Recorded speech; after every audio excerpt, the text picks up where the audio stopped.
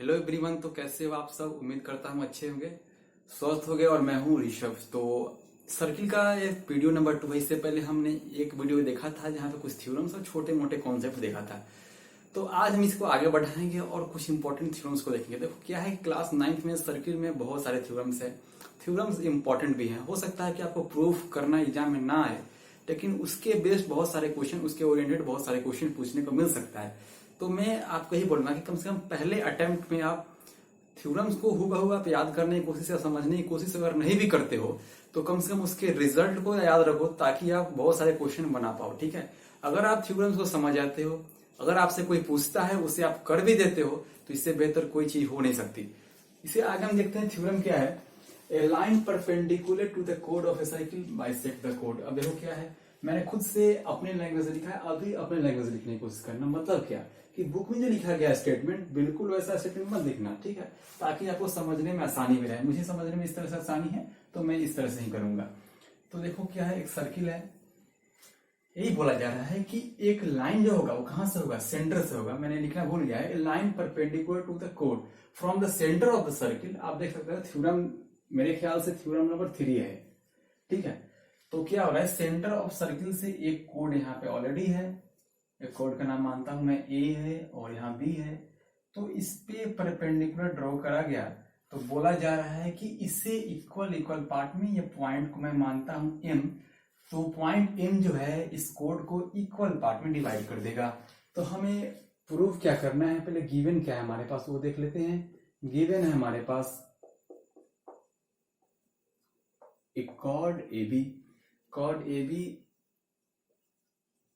On which इसको आप O मान लो, सेंटर को, on which O M perpendicular to A B. O M perpendicular to किसके? ए बी के है। तो आप क्या करोगे, इस पर प्रूफ करना है आपके पास। तो प्रूफ क्या करना है वही लिख दो जल्दी से। प्रूफ यही करना है हमारे पास, A M equal to M B, तभी तो एम बाइसेक्ट करेगा ए बी को। कंस्ट्रक्शन क्या कर सकते हैं? बिल्कुल कर सकते हैं। कंस्ट्रक्शन का यहाँ पे जरूरत होगा तो कंस्ट्रक्शन में क्या करेंगे हम? Join O A and O B. O को ए से और ओ को बी से ज्वाइन कर देना है। अब इसके बाद आना हमें प्रूफ पे। बिल्कुल आसानी से आप प्रूफ कर सकते हो। देखो क्या है, दो ट्रायंगल आपको दिख रहा है, ओ ए एम और दूसरा ओ एम बी में क्या कर सकते हो? यहाँ पे ओ ए ओ बी क्या है? रेडियस है, तो रेडियस आपस में इक्वल होते हैं। उसके अलावा ओ एम दोनों में कॉमन साइड है और 90-90, तो राइट हाइपोटेनस साइड से दोनों ट्रायंगल आपस में कन्ग्रुएंट हो गए। किस तरह से? देखो, इन triangle A O M and triangle M O B में देखो आप लोग, यहां से क्या हो जाएगा, angle A M O equal to angle B M O equal to 90 degree. Given है, परपेंडिकुलर है। उसके बाद क्या लिख सकते हो आप लोग?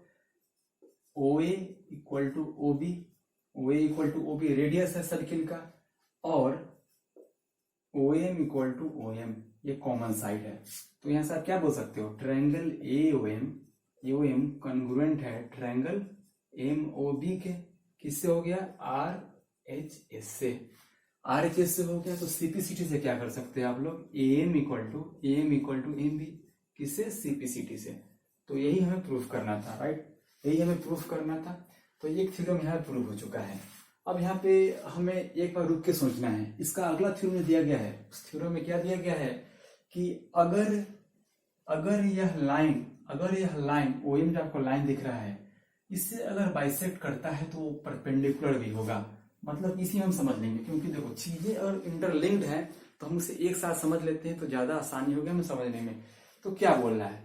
बोल ही रहा है इस बार गिवन क्या है कि ओ एम जो है इस बार परपेंडिकुलर नहीं है। इस बार दिया क्या गया है? देखो यहाँ पे इस बार ये थ्योरम कंप्लीट हो गया ना। अब आगे हम आते हैं थ्योरम नंबर 2 पे। दिया यही गया है कि इसमें इस बार जो है एम जो है बाइसेक्टर है किसका? ए बी का। गिवन क्या है? गिवन है M is mid point of chord A B. तो प्रूफ क्या करना है? तो प्रूफ करना है कि ओ एम जो है वो परपेंडिकुलर होगा ए बी पे। बिल्कुल आसानी से आप कर सकते हो। किस तरह से होगा? देखो किस तरह से होगा। इन ट्रायंगल ओ एम दोनों में फिर से आना है, फिर से आना क्या कर दोगे, इस बार देखो ध्यान से, तो इस बार ओ ए इक्वल टू किसके है, ओ ए इक्वल टू है ओ बी के इक्वल है, और O M equal to O M क्या है कॉमन साइड, और A M equal to M B है।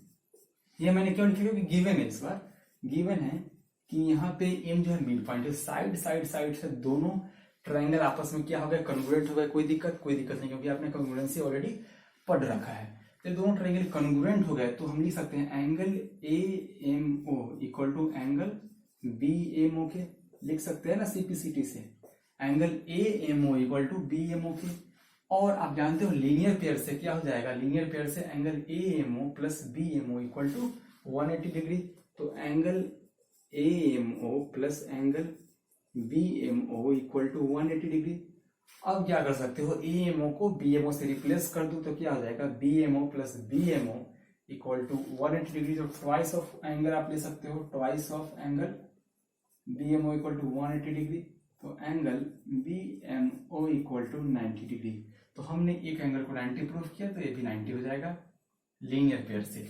तो देखा जैसे 90 हो गया तो हमने जो प्रूफ करना था O M perpendicular to A B बिल्कुल इजीली प्रूफ हो चुका है। तो उम्मीद करता हूं कि आपको ये थ्योरम समझ में आया होगा, और ऐसा कुछ स्थान है कि इसमें समझ ना आवे, बहुत ही आसान था।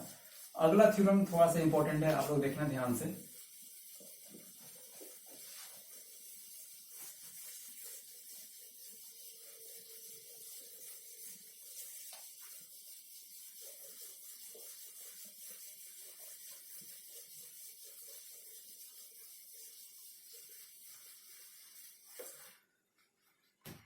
ठीक है, अगला थ्योरम है थ्योरम 5 है, आप मैच कर लेना। क्या है, there is only one circle passing through, there is only one circle passing through the given three non-collinear point, the given three non-collinear points। Question समझ गए ना, क्वेश्चन समझ गए। इसे ही प्रूफ करना है कि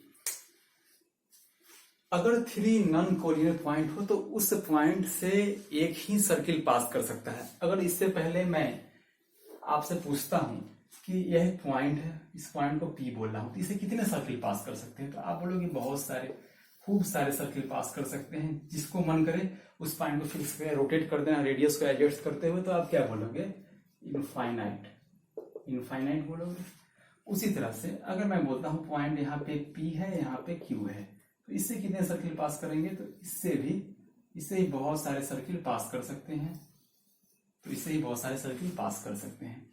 अगर मैं बोलता हूं 3 पॉइंट हो तो क्या होगा, तो 3 पॉइंट होंगे, तो आप देखना कितने सर्किल पास होंगे, उसी को प्रूफ करना है। तो इसे हम प्रूफ करने के लिए पहले यहाँ पे आना होगा एक टॉपिक, नॉन कोलिनियर का मतलब क्या होता है। नॉन कोलिनियर का मतलब वही होता है कि एक लाइन जो होगा एक स्ट्रेट लाइन पे तीनों पॉइंट ना आए। जैसे कि देखो, अगर मैं बोलता हूँ एक पॉइंट यहाँ पे, एक पॉइंट यहाँ पे, एक पॉइंट यहाँ पे है, देखो एक स्ट्रेट लाइन पे तीनों आ गए ना, इस पॉइंट को बोलेंगे हम लोग कोलिनियर, इस पॉइंट को बोलेंगे कोलिनियर।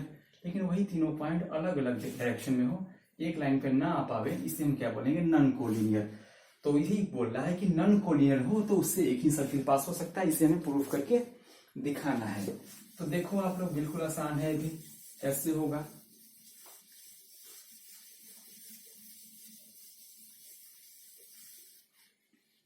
चलिए देखिए, तो इस क्वेश्चन में गिवन क्या है, गिवन तो कुछ नहीं है, जस्ट हमारे पास गिवन है 3 non collinear point, 3 non collinear point, इससे अधिक हमें पास कुछ नहीं दिया गया है। टू प्रूफ क्या है, टू प्रूफ यही है कि एक ही सर्किल उसे पास करेगा, आप लिख लेना। देखो अब क्या है कि हमारे पास एक पॉइंट यहाँ पे है, दूसरा पॉइंट यहाँ पे है, और तीसरा पॉइंट यहाँ पे है।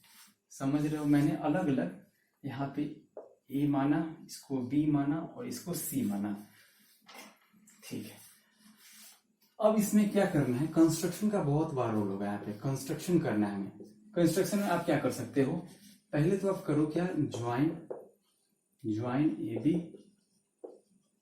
And also join B to C. तो पहले क्या करना है, ए को बी के साथ और बी को सी के साथ पहले आप ज्वाइन कर दो। कंस्ट्रक्शन नहीं बोल रहा है तो आप इसे कर दो क्या, ज्वाइन। ऐसा आपने ज्वाइन कर दिया, इतना करना है। अगला कंस्ट्रक्शन क्या है, मैंने पार्ट 1 लिखा कंस्ट्रक्शन में, पार्ट 2 क्या है, कंस्ट्रक्शन का बहुत बार रोल है, कंस्ट्रक्शन से ही प्रूव हो जाएगा। अगला इसमें क्या करना है, इसमें ही है, देखो A B equal to B C नहीं है, यहाँ पे ऐसा नहीं दिया गया है कि ए बी का जो लेंथ होगा वही बी सी का लेंथ होगा, ऐसा नहीं है, ए बी सी इक्वल नहीं है। अब क्या करो, draw a perpendicular bisector of A B and B C. A B और बी सी का परपेंडिकुलर बाइसेक्टर बिल्कुल आसानी से निकाल सकते हैं ना, कंपास से बच्चों ने करते थे, इधर कट करना इधर कट करना, तो एक पॉइंट यहां पे आ जाएगा इससे। और जब आपने बीसी का निकाला तो बीसी का जैसे आपने निकाला तो उसका भी एक पॉइंट जैसे मान लो यहां पे आ गया, ठीक है। अब क्या करना है, परपेंडिकुलर बाइसेक्टर आप ड्रॉ कर दो, ठीक है। तो जैसे आपने यहां पे इसे मिलाया, ठीक है, परपेंडिकुलर बाइसेक्टर भी है, परपेंडिकुलर भी है और बाइसेक्टर भी है। उसी तरह से आप बीसी का निकालोगे, बीसी का निकालोगे, बाइसेक्टर आपने निकाला, ठीक से थोड़ा सा निकालना है इसे।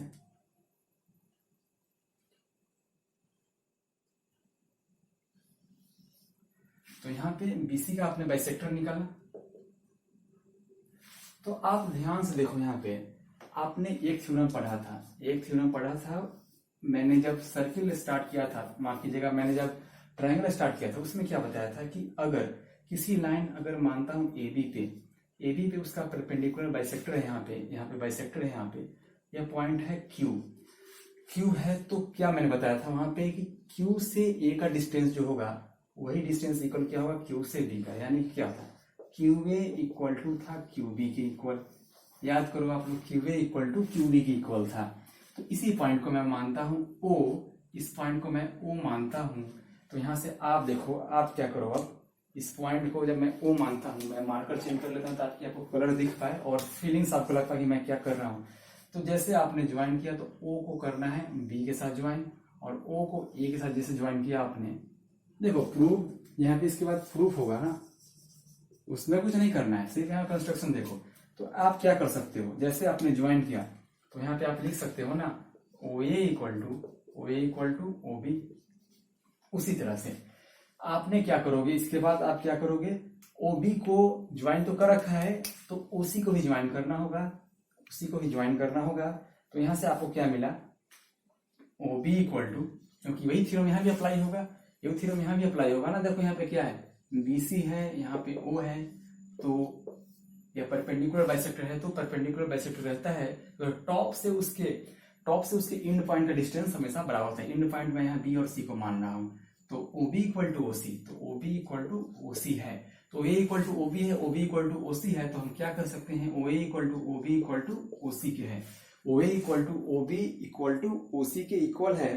तो अब देखो यहाँ से काम काफी आसान हो चुका है, जब O A equal to O B equal to O C है और इसे मैं कांस्टेंट नंबर आर मान लेता हूं, आर एक रेडियस को रिप्रेजेंट करेगा, तो यहां मैं लिखता हूं O A equal to O B equal to O C equal to R है, और आर को मैं कांस्टेंट मानता हूं। देखो मैं आपको कुछ क्लिक कर रहा है यहाँ पे, क्या इस पॉइंट को सेंटर मानते हुए अगर मैं यहां से एक फिगर ड्रॉ करना